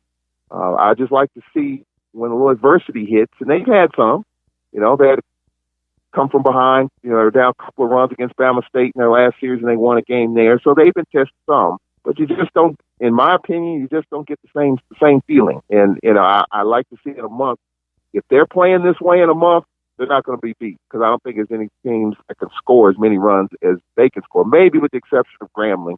I think Grambling's a team that can score. So we'll see. I mean, it's still a month to go before the postseason, and I just my opinion, I just like to see more. Well, yeah, it's your opinion, but Charles, if I had known it better, you were from Missouri, the Show Me State. Yeah, it sounds like you're saying still show me. You don't sound convinced. Folks, am I wrong out there? Does it sound like Charles is just not convinced about Jack State? Look, I'm on the bandwagon, but a valid point. All of this means nothing if you don't get it done in the tournament. I understand that point. Scores from yesterday, Charles. Of course, you mentioned Jackson State over Alcorn State, 10-0. I'm convinced. Alabama A&M over Valley 3-1, and Alabama A&M's new coach trying to build the program up to a level of expectation. And then a team that you talked about, Alabama State. They throttled Grambling 16-6 in 7 innings yesterday. Good interdivisional matchup. Yes, so, yes. Grambling. I could say the same thing about Grambling in the tournament. You know, they do well in the regular season, but in the tournament, they have not had the success that I'm sure that they would have liked to have. So it goes down to the tournament. But Jackson State to me is clearly number one. Now, watch out for Texas Southern as always, but that's how the action went in division play and interdivisional play in the Southwestern Athletic Conference, Charles. You know, one team that we haven't called at all in this segment, Southern University, defending SWAC champs. You know, they're just kind of sitting consistently inconsistent. Yeah, they're just sitting in the weeds there, but you know they're the defending tournament champs, and you can't count them out. You know, come in a month they may be playing their best baseball, where you know they could see Jackson in a final. So let's not count them out. But again, today's a new day. Hopefully we'll get a chance to push Jackson a little bit and see what they're about. But yesterday, this was not a good day. We lost runners on the bases. Jackson State scored 6 in the first couple of innings. We're dodging Mother Nature. So it was just one of those crazy days. But no rain the rest of the weekend. It'll be cloudy and cold, but we'll get these 2 games in, and maybe I'll get a better look, a better feel. Jackson's good. They've always been good. You know, it's the typical Jackson State team. They can score defensively. You know, it could be up and down. Pitching, Omar Rise is starting pitching all the way. He doesn't pull them because they can score enough runs to where you can keep them in the game. But what happens when things go sideways on them? Then that's when you get a chance to see. But Jackson State's passed every test right now, and we'll see if that continues. Charles, you sound like you're trying to convince us. Look, someone, Mike says, wow, the test was they've defeated Alabama State, swept them, and I mean beat them handily. And you would agree that that's they're probably the second best team, no doubt about it, second best team in the Eastern Division. So they believe that they passed a couple of tests, one beat sweeping Alabama State, which is difficult to do. It is difficult to do. Look, if Jackson passes all of my eyeball tests, I'll give them the credit. I like Omar Johnson. We had a long conversation yesterday. He's been a really good coach for a really long time, and so I'm okay with Omar and what he's done. But this year, I just get a feeling that it's just a little bit different. I mean, Jackson's good, but Bama State's not quite as good. And then, I mean, and I give Jackson credit. You know, they played, 31 games overall. They played a lot of midweek games, or a lot of teams haven't, including Alcorn. They've only played 2. That has helped them tremendously when you play in these midweek games. You get a chance to play everybody, where we've only played 2, and you don't know really what you have, and we're still trying to figure it out. So I give Jackson all credit. I just like to I like to see more. And if they pass those tests, I will come on your show and say, congratulations, Jackson State. You guys were right, and I was dead wrong. I have no problem with that. But right now, I'm still in wait-and-see mode. They've won 16 in a row. Great. Let's see what happens when they're pushed. If they're pushed today or tomorrow going forward. Let's see. Yeah, well, Charles, I tell you, you remind me of against that Alabama State. I felt the same way. Whatever they need to do, they need to accomplish A, B, C, and D, and they met every benchmark. So we will see. We will see. Visiting with Charles Edmond of the Alcorn State Radio Network. Bayou Classic, Magic City Classic, University of Arkansas Pine Bluff hosting Prairie View A&M, Texas Southern and wow. Game not being played, COVID protocol in place. Man, it's rough in not only in Texas, but all over the country. But, man, between Texas Southern and Prairie View not playing games and, of course, Alabama A&M, it has just been a spring season that many thought it would be this way. What's your thoughts on those ball games? Well, let's start with the Bayou Classic. Of course, Gramblin's my alma mater, so I'm rolling with the Tigers. Although I will say, as much as I love the Bayou Classic, I think the events over the last 48 hours would dictate that the game probably shouldn't have been played. And I get it. I get what the Jaguar Nation's going through and the fact that they've done everything right. You know, they tested out. They're good. But, you know, we know what's happened with Grambling and the cases that's come up. And, you know, there's discussion on whether the game will be played or not. I think Grambling will have a thin roster. I think they're just trying to get through it. I'm rolling with Grambling, though. I think they'll find a way, and I guarantee you the Grambling Nation, I'm a Grambling-Knight. I'm sure Grambling Knights have told the players and coaches, hey, we Grambling. This is what we do. We win. And I think Grambling's going to play probably their hearts out. But I think Southern's a better team. You know, hit bottom transfers. The defense has had some problems. Charles, you still there? Did we? Oh, I think we lost him. Well, that's all right. We'll get him. We'll get him back. But boy, Charles is tough on Jackson State in baseball. I'm gonna be honest with you. All right.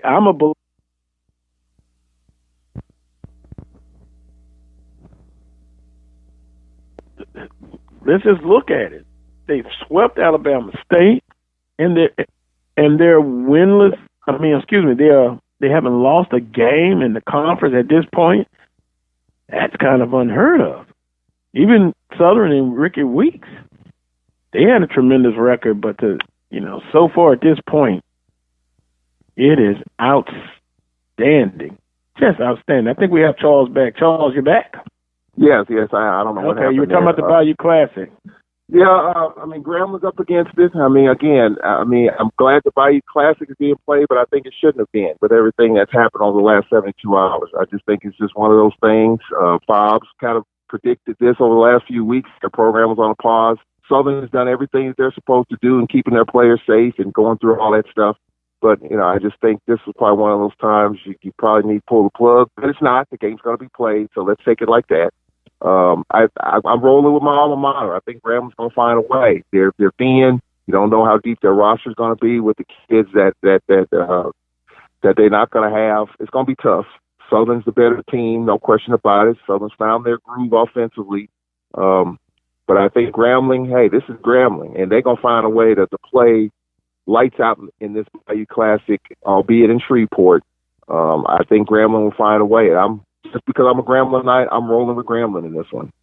Charles, you have on the black and gold glasses today. That's all right. You're an alma mater of Grambling. And I stated earlier in the show, from a mental standpoint, I'm looking at Grambling as undefeated. And that's the way you got to look at it. Because if you read all the clippings, I'm looking at the stats. Grambling State's the run defense is last in the conference. They're last in run defense, allowing 179.7. Southern's top rushing team in the league with over 200 yards a game. You know what Southern's going to do. Is no mistake about it. There's no wondering. If they're able to run the football successfully as they have done in all of their games this year, probably Alabama State defensive line did the best against Southern rush attack. Then it could be a long day. But with all that being said, all the adversity Grambling State has gone through, I look for them to come out and play off of emotions as well. And Southern has to look at this team as undefeated from a mental aspect. But I know we're dealing with young athletes, and it's a big rivalry. Now, the Magic City Classic, I've been kind of going back and forth with this game. You've got a high explosive offensive team in Alabama A&M, their pass attack, but Alabama State defense is pretty good. How you see this ball game going? I'm going with the experience in Alabama A&M, and Keel and Glass. I mean, he's on another planet right now. I mean, you saw what he did in tearing up Jackson State's defense last week. I think for Bama State, that front seven is going to have to get pressure on Glass, make them uncomfortable. And we saw that Bama State game with Jackson State. We saw how that front seven was pretty good defensively.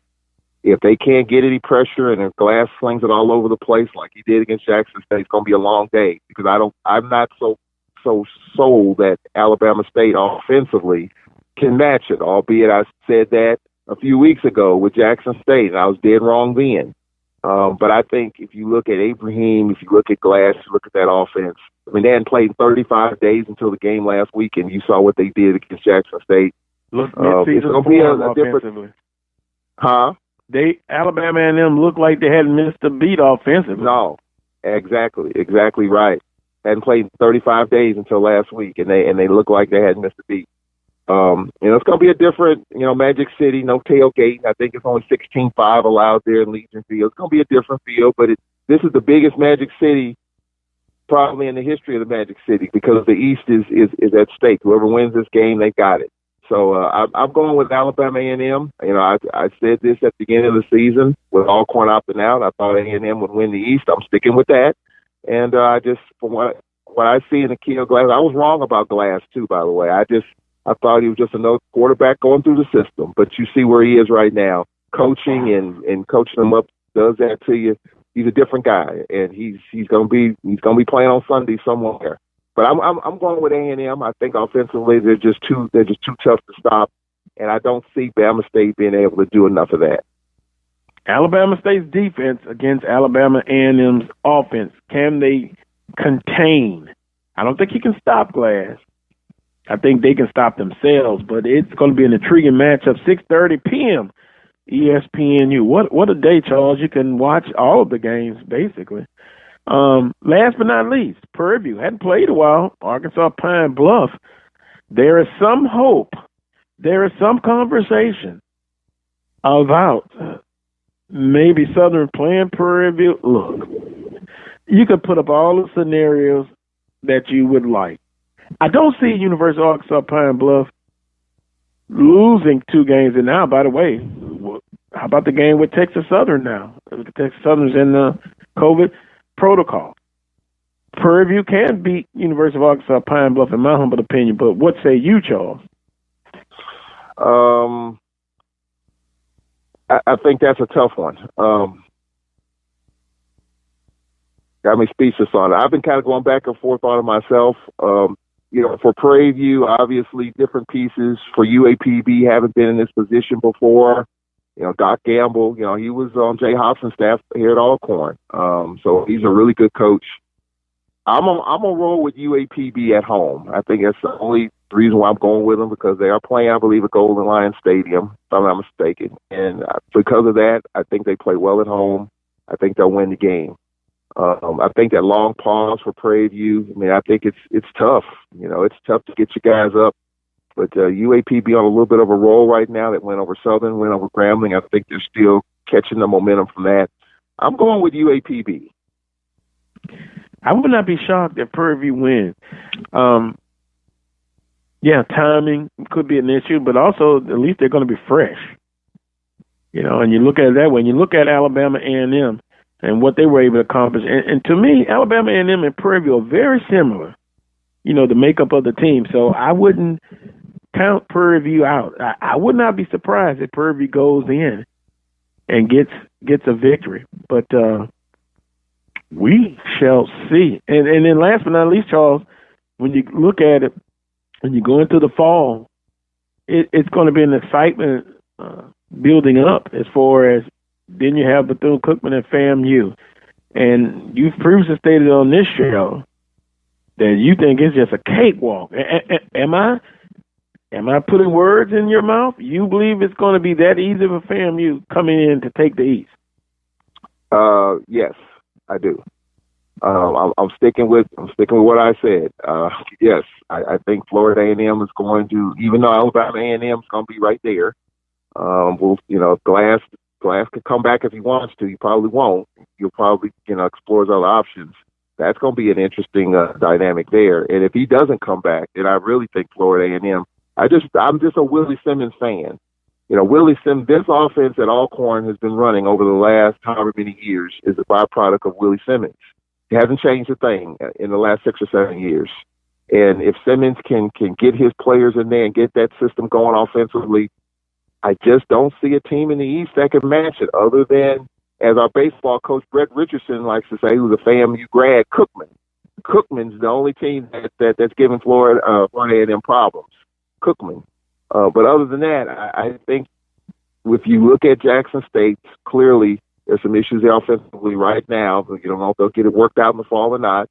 Bama State's got a freshman transfer quarterback. They're working. Valley's got some work to do. And then you got Bethune-Cookman there.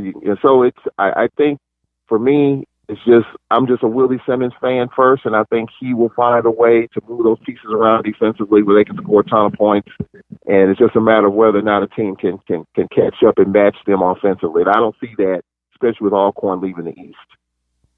Well, you're still consistent. I just don't think they're going to walk in and it's going to be a cakewalk. Alabama A&M, think Alabama State, Jackson State on that side.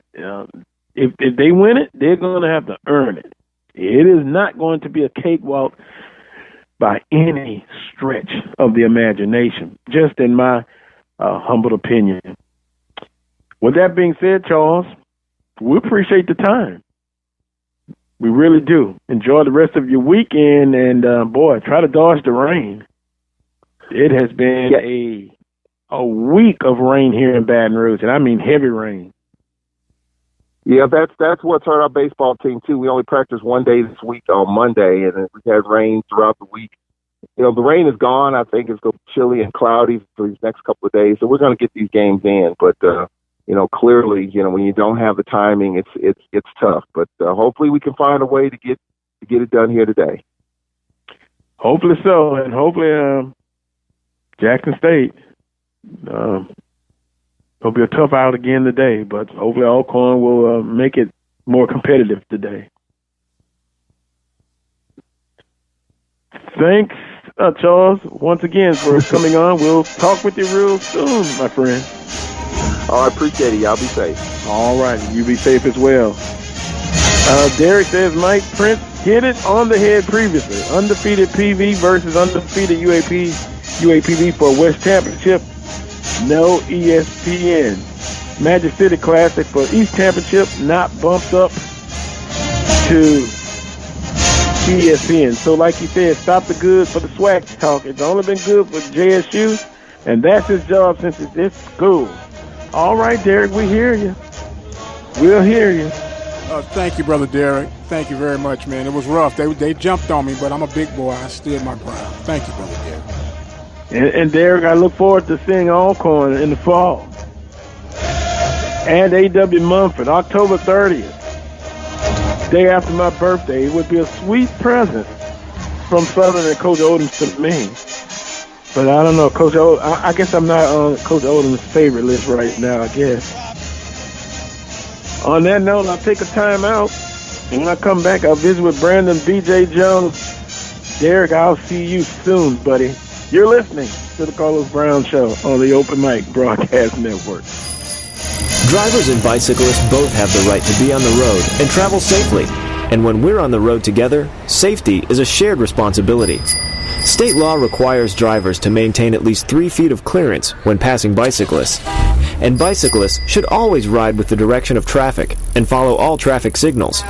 It's safer. It's courteous. It's the law. A message from the Regional Planning Commission Pedestrian and Bicycle Program. Ladies and gentlemen, in the next 7 years of bigger and bigger enrollments, America's grade schools will need nearly 250,000 extra teachers besides those to fill normal vacancies. This great need, plus the growing public interest in education and improvements in schools, make elementary school teaching a more rewarding career than ever. A career that high school and college students should certainly consider. Education holds America's future, perhaps your future. The birth of legends are storied in this conference. We must never forget our rich history. We now turn our gaze to the future. The new legends will emerge. New heroes to arise. The Southwestern Athletic Conference. Be our history. Brazos Valley Schools Credit Union has 13 different locations to better serve you. Locations in Rosenberg, Missouri City, Katy, College Station, Bryan, Brenham, and Waller, Texas. For more information, you can contact them on their toll-free number, 855-391-2149. Or you can send an email to information@bvscu.org. Serving the community through faith and athletics. The Open Mic Broadcast Network.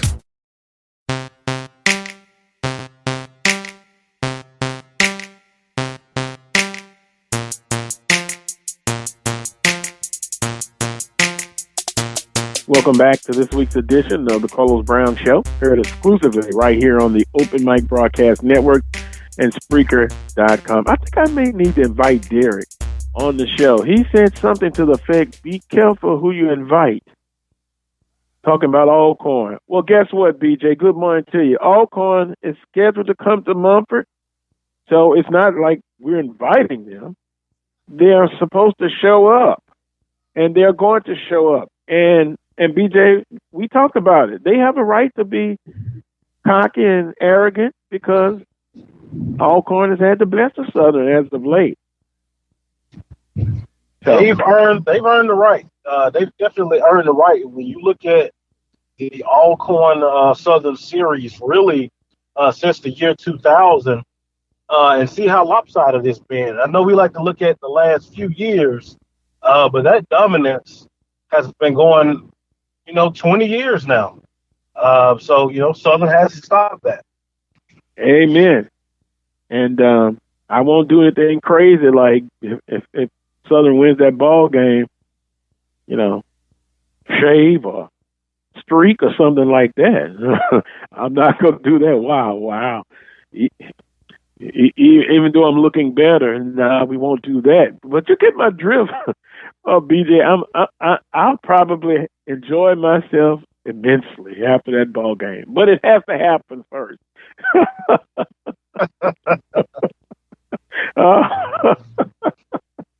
With that being said, yeah. Well, Kylie says, yeah, they're on the schedule. They're supposed to show up. You doggone right. But anyway, BJ, we got some tremendous ball games today. First with the Bayou Classic, Southern University and Grambling State. Quite simply, Southern is the most efficient running team in the conference, 205 yards a game. Grambling State allows the most yards, giving up 179. What do you see in this ball game? What is your analysis? Oh man, Grambling is 0-3 and they haven't played in a while. This season has been one that a lot of fans of Grambling would like to forget. Tell you what, if you can pull one off today, everything that happened prior to today, you'll forget about. Grambling would go into the fall with some momentum. You would knock Southern out of contention for the Western Division title. You knock Southern out of the top 25.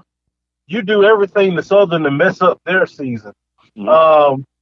So a lot on the line. If you're Grambling, you have to stop the run. That has to be number 1, 2, and 3. Stop the run. Also, you cannot turn the ball over. This Grambling offensive team has been has been turnover play the whole year, and they have a problem protecting the quarterback. That's bad news with Jordan Lewis and that Southern front seven coming after you. So you have to shore that up. Can't give up the run yards, and you have to protect the quarterback. Very interesting analysis. Quarterback Elijah Walker, junior college transfer from Amite, Louisiana. Now we'll start Hickbottom in the transfer portal. He's completed 21 of 38 for 261 yards, and then defensively they're led by Kenan Fontenot. He's the leading tackler. On paper, and I preface this by saying on paper, it looks to be a big mismatch. But why not, BJ? Why could you see it not being the way the game is favored to fall, or the way it should go? Oh, man, if you've been around this game, you've been around this series, you know when you have situations like this, we've seen the team that's supposed to not have a chance have it, win it. We saw this with Southern back in 2007. We saw it with Southern in 2002. We saw it with Grambling in 2004. The underdog, for whatever reason, in this game, will come out and play their best game. And this game brings out your best. This is the game, the stage. And if you're going to play to your potential, there's not a bigger stage to play it on So that's why a wounded Grambling team like this one worries me, because you'll have people playing out of their minds today. Yeah. BJ, as a Southern alum, I'm always concerned. always have anxiety before a game. No different. Albeit on paper, it looks like a mismatch. I'm not buying it. From a mental standpoint, you've got to look at Grambling State as they're undefeated. Reverse that record. Absolutely. And you cannot take them lightly. Now, the biggest thing in the game, anytime you have a underdog like this, look at the first 10 minutes of the football game. Mm-hmm. If Southern is able to come in, dictate their pace to Grambling, dominate the line of scrimmage, then it's going to be a long day. But if you have Grambling coming in and they're able to hang in there, the longer they hang around, the more those young kids are going to get confident, and they're going to keep confidence. And we already know the adrenaline that runs through your veins when you see Southern or you see Grambling on the other side. So the longer Grambling can stay in it, you like their chances more and more, because you have a football team that starts believing in themselves. BJ, Edwin says, why? Never forget 50-20, a little bit before your time. But I talked about it briefly on the show with Coach Otis Washington coming in that ball game 2-8. No one gave Southern a chance. Southern hung a 50-piece with sides, coleslaw and a biscuit on Grambling State. So, yeah, point well taken, Edwin. And as what you stated, BJ, you've got to come in focused. After the motion is gone, it's the team that executes the best and no turnovers. And then they will have an excellent opportunity to come out victorious.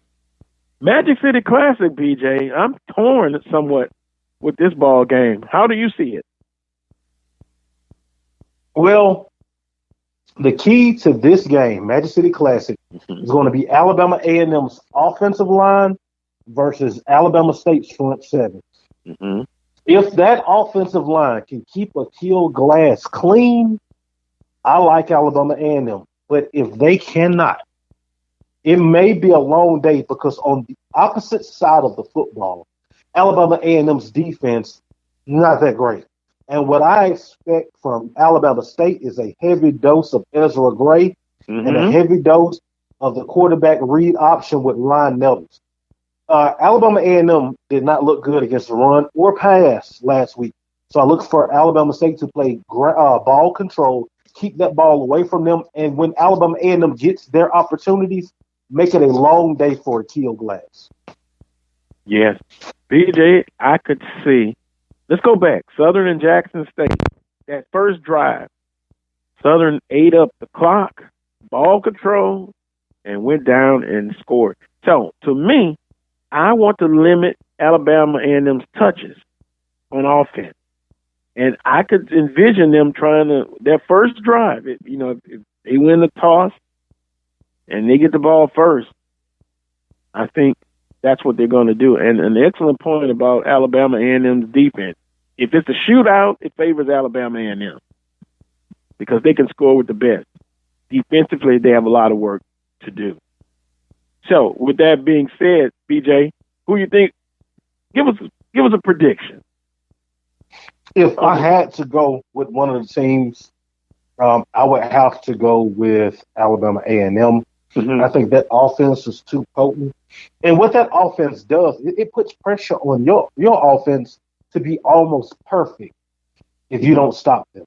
You have to be perfect to keep matching scores with them. I think that's a lot of pressure to put on the freshman quarterback if that defense isn't able to slow down that Bulldog offense. And if they're not able to, I like Alabama A&M to pull one out. Better run that ball, Alabama State. Eat that clock up. The more touches they get, wow, they're dangerous. Arkansas Pine Bluff hosting Prairie View A&M. I said I would not be surprised if Prairie View goes in and wins the ball game. Am I nuts? What do you think?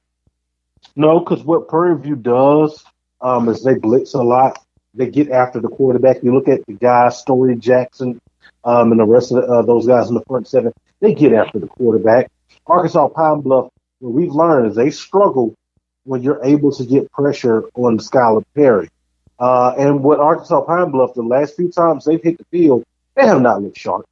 They haven't looked sharp at all. I'm not sure what's going on there.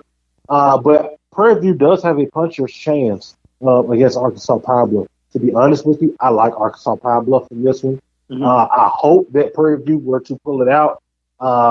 But, you know, hey, I like Arkansas Pine Bluff in this one. And, hey, Southern put themselves in the situation to have to believe in Prairie View. And they ain't really a good thing lately if you've been following the Prairie View football team. Well, you know, and I've had some conversations about the typical also scenarios. Look, Pine Bluff came into Mumford Stadium, heads up, won the football game. I don't have the blue and gold glasses on. I don't know if I ever do. And they're definitely not bifocals, that thick. If Southern would have taken care of business against UAPB, they would not have to rely on help. That's the way it is.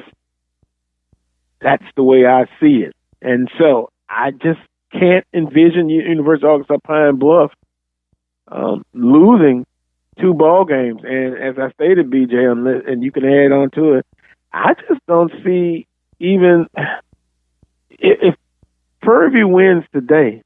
To me, it's a shut case because they may not be able to play Texas Southern next week, of course, with the COVID protocol. Southern should have taken care of business.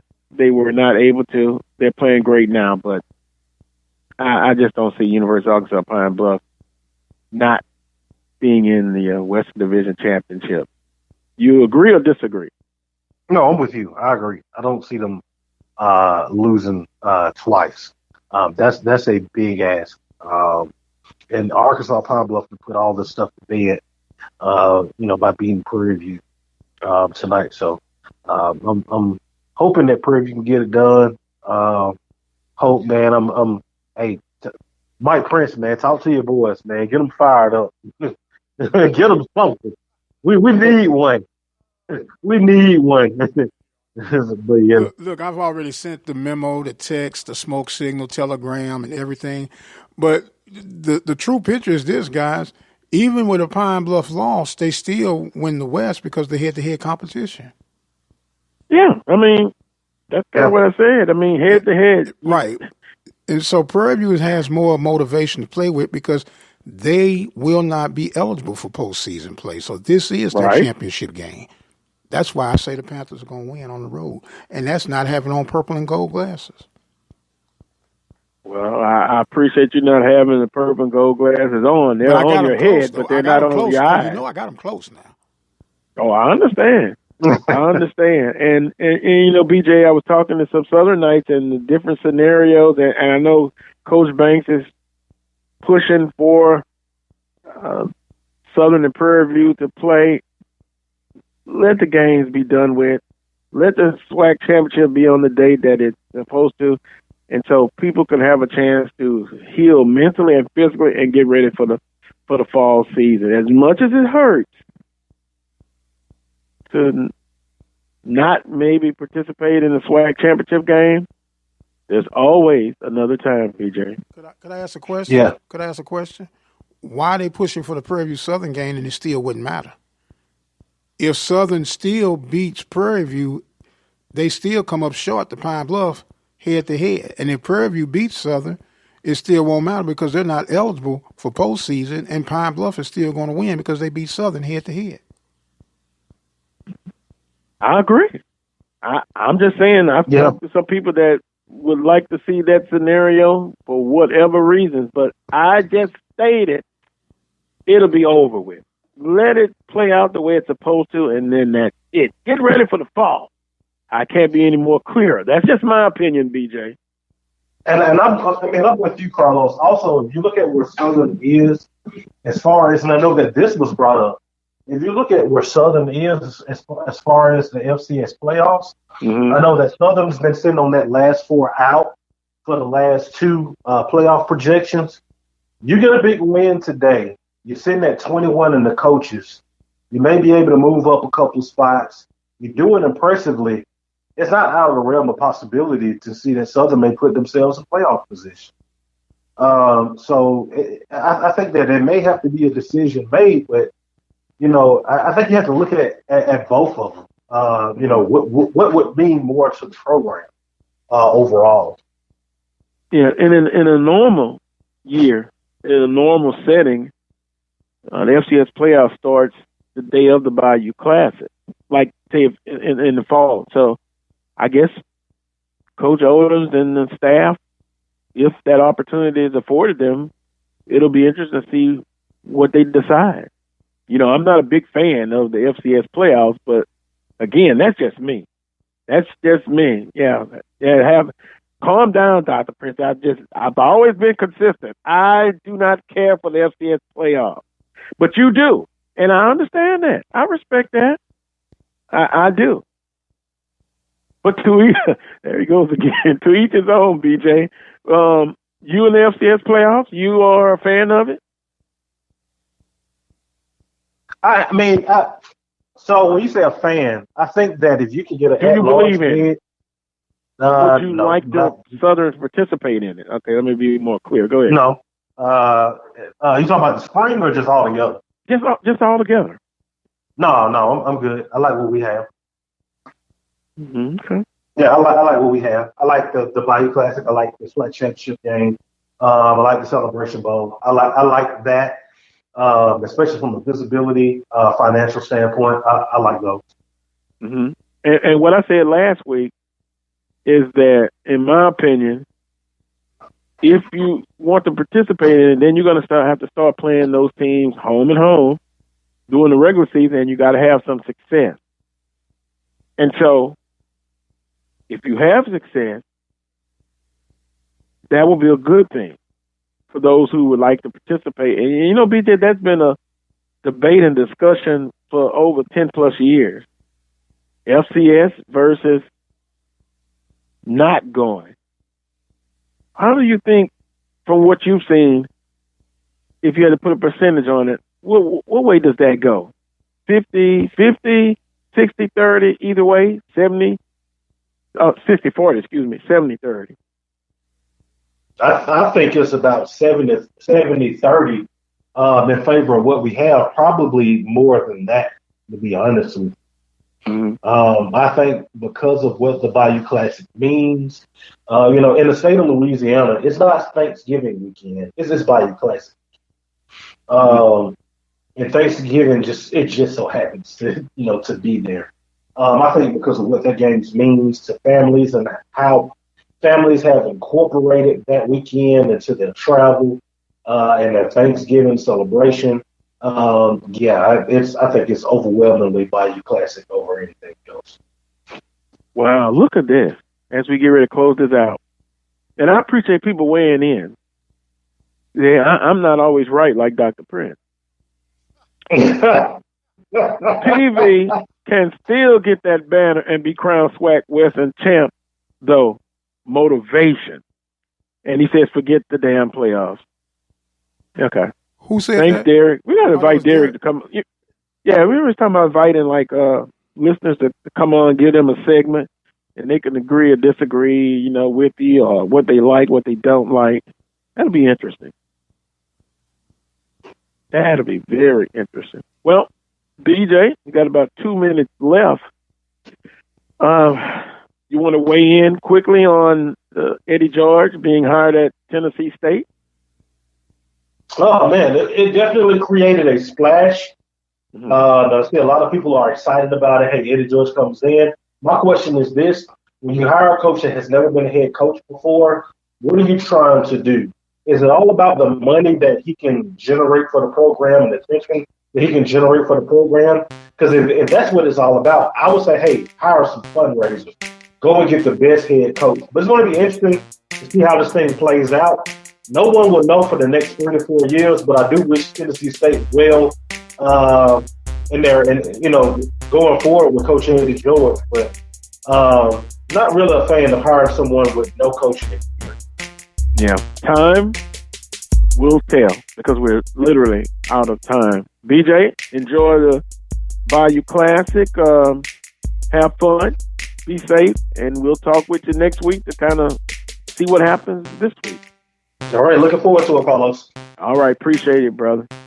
I want to thank all of the guests on today's show. It's been an interesting show. Coach Pete Richardson joined me. J.K. Lee of J.K. Lee Sports, Charles Edmond, and Brandon B.J. Jones. Wow, Charles Edmond was in rare form today. I disagreed with everything he said, basically. Charles, you better give JSU credit in baseball, buddy.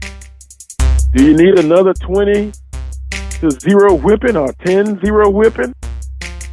Don't go down the rabbit hole, Charles. I did that with Alabama State. My goodness. Defiant to the end. Dr. Prince, who do you have this Sunday? Can they top Maynard from last Sunday?